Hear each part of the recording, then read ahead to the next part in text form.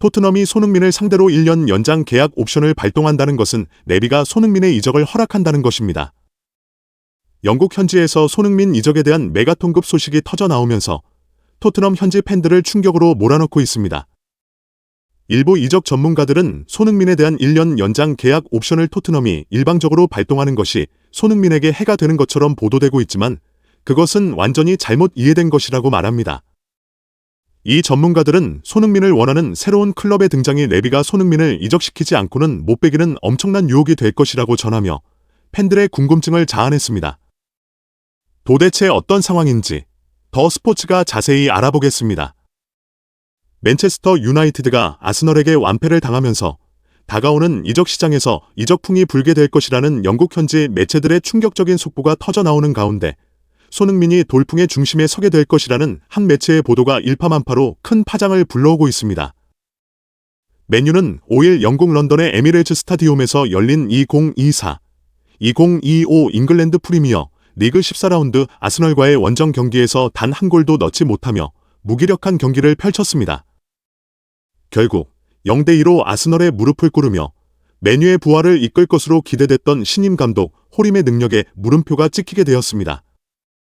맨유는 전 감독 에릭 텐 하흐 체제 하에서 굴욕적인 패배를 당하며 순위권 밖을 전전했습니다. 결국 보드지는 에릭 텐 하흐를 정격 경질하고 포르투갈 리그에서 스포르팅 CP를 이끌며 전 세계 축구계의 주목을 받았던 전술가 감독 후벤 아모림을 전격적으로 부임시켰습니다. 그는 부임 이후 연속으로 3경기를 이겼지만 정작 중요한 시험 무대였던 강팀 아스널과의 경기에서는 이렇다 할 공격 자체를 하지 못해 팬들의 원성을 사고 있습니다. 팬들은 질 수도 있지만 경기력 자체가 엉망인 것은 용서할 수 없다고 언급하며 강팀을 상대로 레시포드와 가르나초가 왼쪽에서 뭘 할 수 있겠느냐며 한숨을 쉬고 있는 것이 사실입니다. 맨유 팬들의 이런 한숨이 터져 나오는 이유는 골 기대값에서 드러납니다.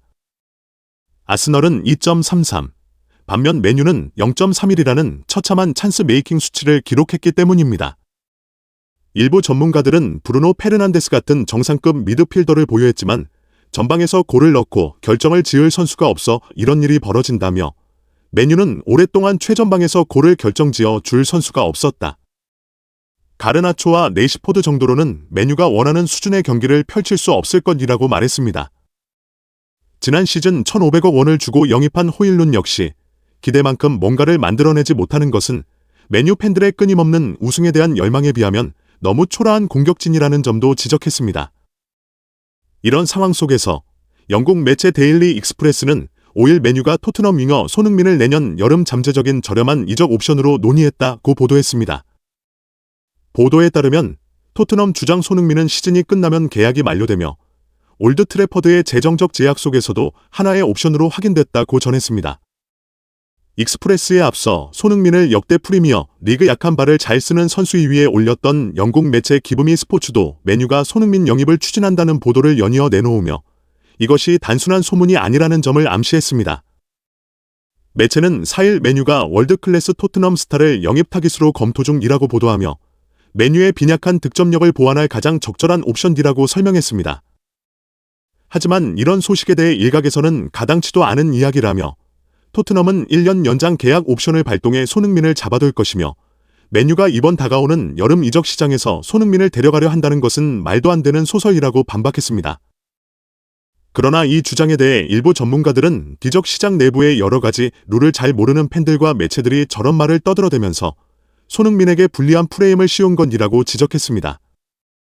이들은 만약 토트넘이 1년 연장 계약 옵션을 발동한다면 그 순간 손흥민은 이번 여름에 B클럽으로 이적하게 될 가능성이 높다고 분석했습니다.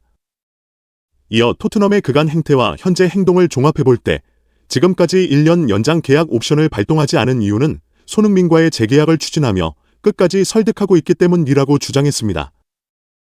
손흥민은 케인이 있을 때 둘이서 열심히 하면 최정상급 공격수 2명이 있는 토트넘이 우승할 수도 있다는 희망이 있었다고 전문가들은 전합니다. 그러나 케인 역시 그런 생각을 했지만 우승권에 도전하려는 토트넘의 야망이 보이지 않자 미넨으로 이적했습니다.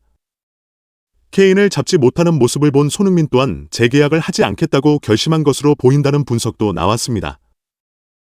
영국 다수의 매체들은 내비가 손흥민을 1년 더 잡아놓으려 연장 계약 옵션을 발동할 것이라며 손흥민은 꼼짝없이 1년 더 토트넘과 함께할 것이라고 보도했습니다.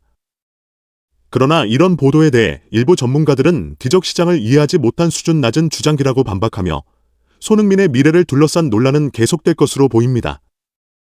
손흥민의 토트넘 잔류와 이적 가능성에 대한 뜨거운 논쟁이 이어지고 있습니다. 이번 영상에서는 손흥민의 1년 연장 계약 옵션 발동 여부가 어떤 결과를 초래할지, 그리고 토트넘이 손흥민을 FA로 풀어줄 가능성에 대해 다룹니다. 네비 회장이 손흥민을 이적료 없이 떠나보낼 리 없다는 의견이 지배적인 가운데 손흥민이 토트넘에 남아야 하는 이유와 이적 시장에서 그의 가치를 분석해 보았습니다.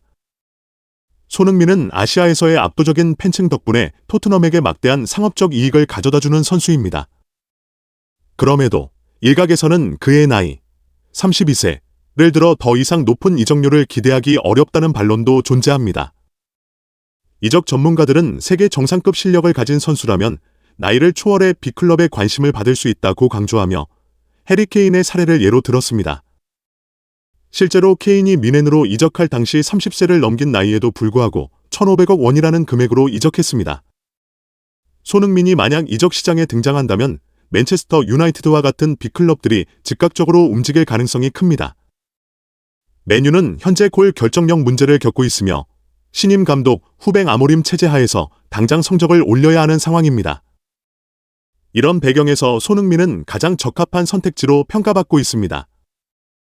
과거 한 인터뷰에서 손흥민이 내가 이적을 한다면 레알 마드리드나 맨유일 것이다 라고 발언했던 내용이 다시 주목받고 있습니다. 이적설이 팬들에게 어떤 감정을 불러일으키는지, 그리고 손흥민이 다음 시즌 어떤 팀에서 뛰게 될지 함께 탐구해보세요. 구독, 좋아요, 댓글은 콘텐츠 제작에 큰 힘이 됩니다. 감사합니다. 더 스포츠였습니다.